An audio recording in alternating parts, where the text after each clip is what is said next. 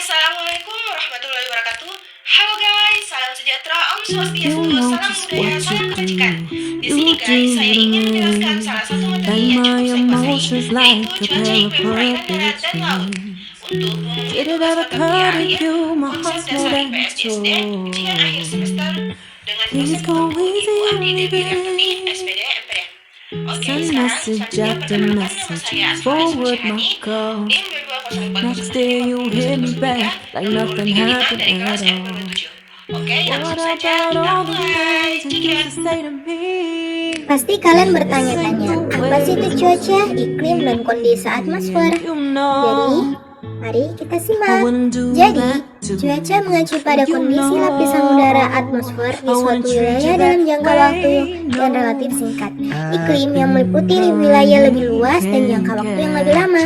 Kondisi atmosfer yang merupakan unsur cuaca terutama sinar matahari, awan, angin, hujan, kelembapan, tekanan, dan suhu.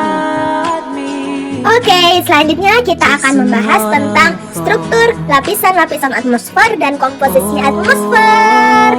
Jadi guys, di sini kita akan membahasnya. Dan pasti kalian pernah berpikir, apa sih lapisan-lapisannya bumi? Apa sih lapisan atmosfer dan komposisi atmosfer?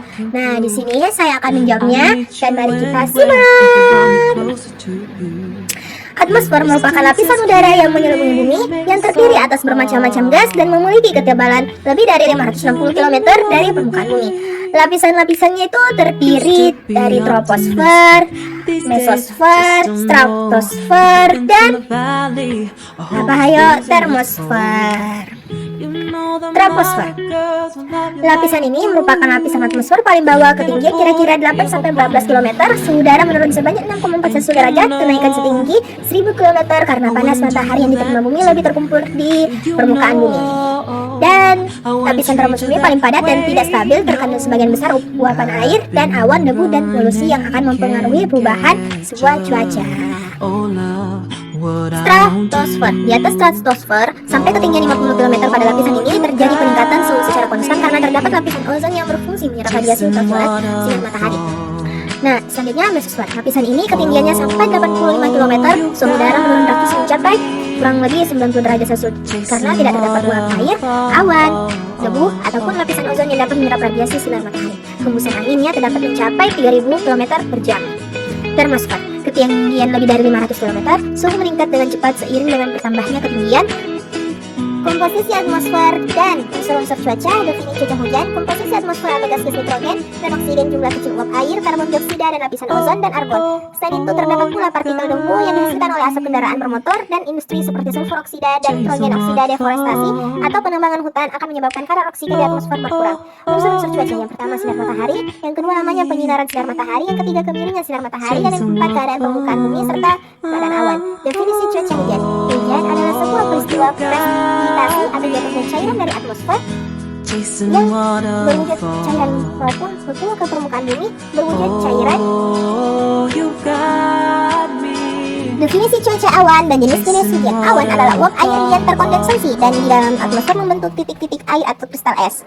Jenis-jenis hujan. Hujan siklonal terjadi karena udara panas yang naik serta angin berputar. Hujan zenital terjadi karena ekuator akibat pertemuan angin pasar timur laut dengan angin pasar tenggara. Hujan orografis terjadi karena angin yang mengandung uap air bergerak horizontal dan naik ke pegunungan, suhu dingin, dan terjadi kondensasi. 4. Hujan frontal terjadi masa udara dingin.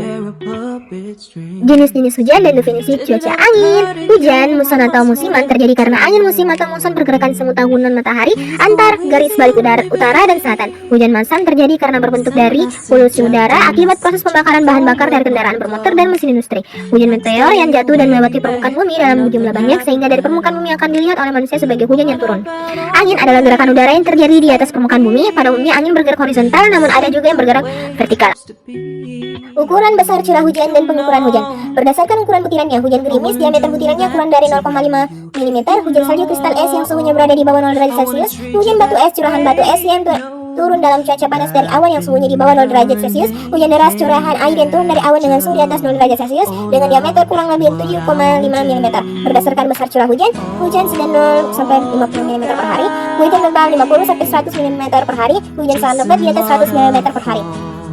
Pengukuran hujan. Cara standar untuk mengukur curah hujan atau curah salju dengan menggunakan pengukuran hujan standar.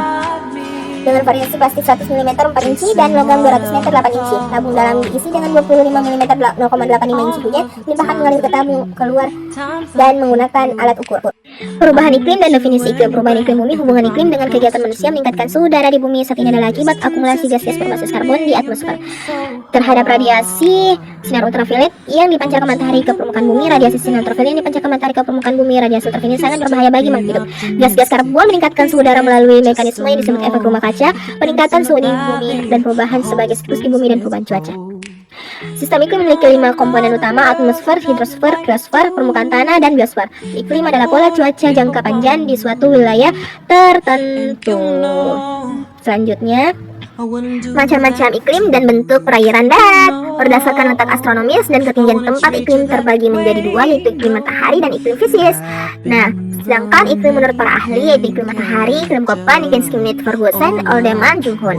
Iklim berdasarkan atas perbedaan panas matahari yang diterima permukaan bumi.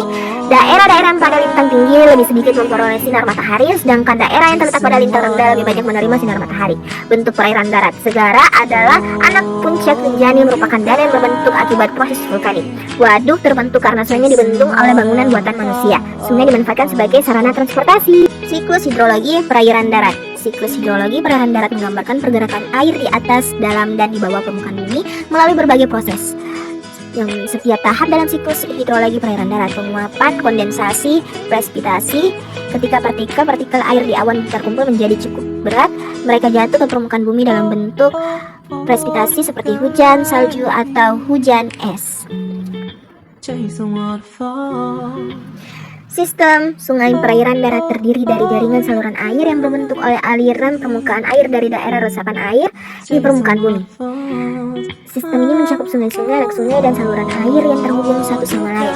Yang pertama, sungai utama adalah saluran air utama dalam sistem sungai berbentuk rangka utama sistem sungai. Anak sungai, saluran air. Sistem sungai perairan darat. Yang keempat, daerah aliran sungai. Daerah aliran sungai adalah wilayah yang meliputi semua area yang dialiri oleh sungai dan anak sungai. Yang kelima, sumber air. Sumber air adalah titik di mana air dalam sistem sungai berasal. Yang keenam, muara adalah tempat di mana sungai bertemu dengan laut dan air sungai mengalir ke dalam laut. Di muara, sungai mempengaruhi salinitas air sungai mengalir ke dalam laut dan dapat membentuk estuari, delta, atau rawa-rawa pesisir. Sistem sungai perairan darat sangat penting dalam ekosistem kehidupan manusia. Selanjutnya, wilayah laut dapat dibagi berdasarkan letak geografis dan kedalamannya. Beberapa pembagian wilayah laut berdasarkan kedua faktor tersebut. Yang pertama, zona epipelagik, zona mesopelagik, zona batikpelagik, dan zona abisopelagik. Zona ini terletak di bawah zona batikpelagik dengan kedalaman sekitar 4.000 meter dan lebih. Selain pembagian berdasarkan kedalaman, wilayah laut juga dapat dibagi berdasarkan letak geografis seperti laut dangkal, laut lepas, zona ekonomi eksklusif atau Z. Z adalah wilayah laut yang terletak di sepanjang pantai suatu negara sejauh 200 mil dari garis pantai. Negara yang memiliki Z memiliki hak eksklusif untuk melakukan eksploitasi dan pengolahan sumber daya alam di wilayah tersebut. Pembagian wilayah laut berdasarkan letak dan kedalaman membantu dalam memahami karakteristik dan keanekaragaman hayati di berbagai wilayah laut, serta pentingnya perlindungan dan pengolahan yang sesuai untuk menjaga. Selanjutnya, perairan laut yang berbeda-beda. Dasar laut atau dasar perairan laut dapat memiliki berbagai penampang relatif yang berbeda-beda. Nah, yang pertama, ada beberapa jenis penampang relatif dasar laut yang umum ditemui, yaitu kontinen, lereng kontinental, dataran abisal, palung, dorsal, gunung api bawah laut. Gunung api bawah laut adalah gunung api yang terletak di dasar laut. Penampang relatif dasar laut sangat bervariasi di berbagai wilayah perairan laut di seluruh dunia. Relief ini memberikan wawasan tentang evolusi geologis dan proses tektonik yang terjadi di bawah permukaan laut, serta menjadi habitat sebagai kehidupan di laut. Dan selanjutnya, ceton. Wilayah perairan laut dan batas landas kontinen. Wilayah perairan laut dan batas landas kontinen ditentukan oleh hukum internasional, terutama Konvensi Perserikatan Bangsa-Bangsa tentang Hukum Laut, Unit National Convention on the Law of the Sea, atau dikatakan UNCLOS. 1. Batasan wilayah perairan laut. Yang pertama, laut teritorial. B. Zona ekonomi eksklusif atau Z. Yang C. Laut bebas, merupakan wilayah perairan laut yang terletak di luar laut.